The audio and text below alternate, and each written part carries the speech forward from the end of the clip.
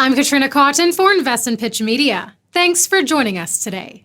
Millennial Potash has issued an update on progress at its Banio Potash Project in West Africa as it prepares for a new drill program. Millennial Potash is acquiring up to 100% of the Banio Potash Project in Gabon through a series of cash and share payments and commitment of certain exploration expenditures.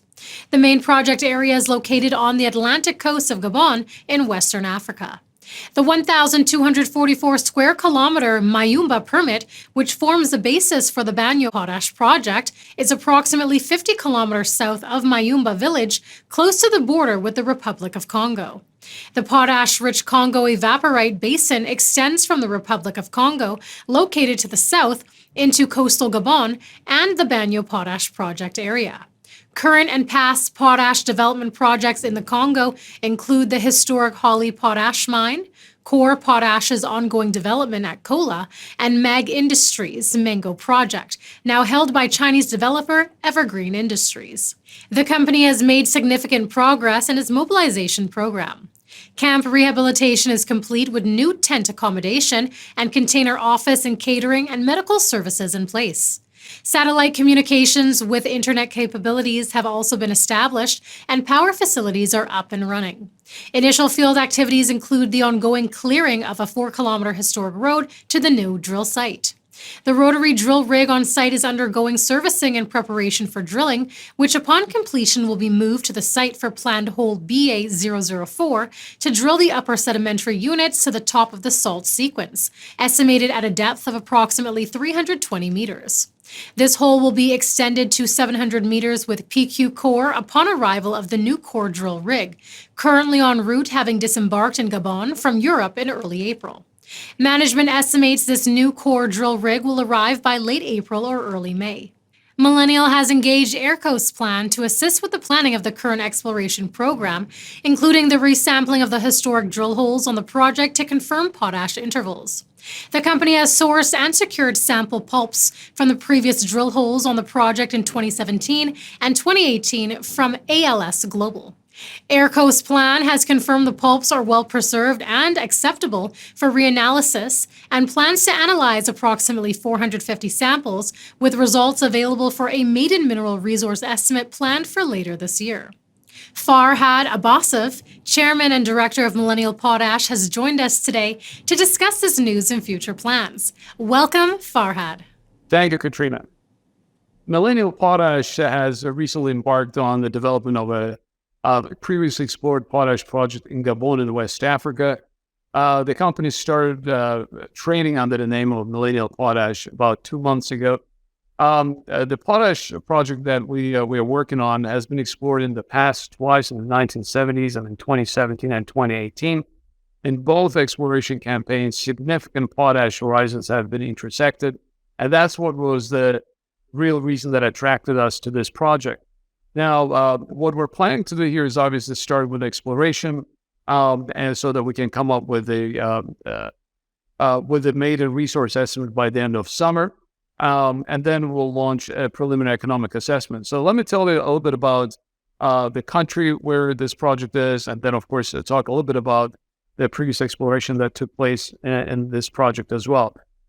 It is in Gabon. Gabon is one of the most stable countries in Africa. It's also one of the richest countries in Africa. It's third richest GDP per capita country in Africa. It has been stable both politically and economically for quite a few years, and it is a very business-oriented, a very business-friendly country. It's been heavily oil and gas dependent in the last few decades, and in recent few years they've decided to diversify from oil and gas, and they opened the doors to mining sector. And they overhauled their mining laws. Now it's a lot more clearly defined framework for foreign operators to work in the country. And that was one of the reasons that attracted us to Gabon, as well as, of course, their project itself. The project, as I mentioned, was developed twice. In the 1970s, a French oil and gas company came there and they drilled down to about 1,200 meters and intersected a number of potash horizons, very thick, very high grade. And then in 2017 and 2018, another company came in, their Australian company that was specifically targeting potash, and they drilled about 20 kilometers away from the original drill holes and they went down to about 500 meters, but a shallow depth of 230 meters, they started intersecting potash as well. So we think that the opportunity here is enormous. We can probably confirm a petition to expand a significant resource base going forward. And we've put together a very strong team. Our team has been involved with two major potash projects in the past, with Millenial Potash in Ethiopia, and before that, Potash 1 in Saskatchewan. Both projects were developed to the point where a feasibility study was completed, and we secured mining permits, and then we exited through M&A transactions. And the same team is basically back working on this project, and we'll be putting together, I should say we will be expanding that team further. Myself, obviously, I've been involved with both of these projects, but also have a couple of other people that are very important. One of them is Rick LaCroix, who used to be Senior Vice President of Potash Corp of Saskatchewan, which is known as Nutrien today. And it was also Director of Campotex, so brings enormous experience from production operations all the way to marketing to the table. And it was also on our board with Millenial Potash. So the same team is coming back to execute on our plan on this project. Now, in the next few weeks and months, we're going to be doing a few things. First, we'll be reinterpreting or reanalyzing all the drill cores that we have from previous exploration. This is from the exploration campaign in 2017 and 2018. We'll also be reinterpreting 2D seismic data that we have access to. Meanwhile, we were shipping a new drill rig to the site, which should arrive in the next few weeks, and we'll start drilling in the northern part of the previously explored part of the section of the project, and then we'll drill that out by the end of summer, and then we're hoping to put out a maiden resource estimate by that time.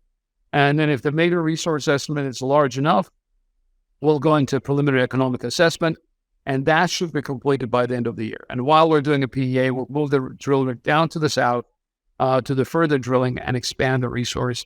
And hopefully in the first quarter next year, we'll put out a revised resource estimate.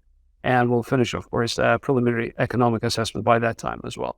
And the plan is, if the PEA is positive, we have a large resource, then we will launch a feasibility study right away. And at the same time, we'll start on environmental permitting process along with it. Thank you, Farhad. Millennial Potash will have a significant cost advantage over competitors due to its proximity to major potash markets with shipping time, particularly to Brazil and Asia markets, much less than other suppliers. Having been halted for about 4 months while waiting for TSX Venture Exchange approval of its option to acquire the Banio Potash Project, the shares are currently trading at 52 cents.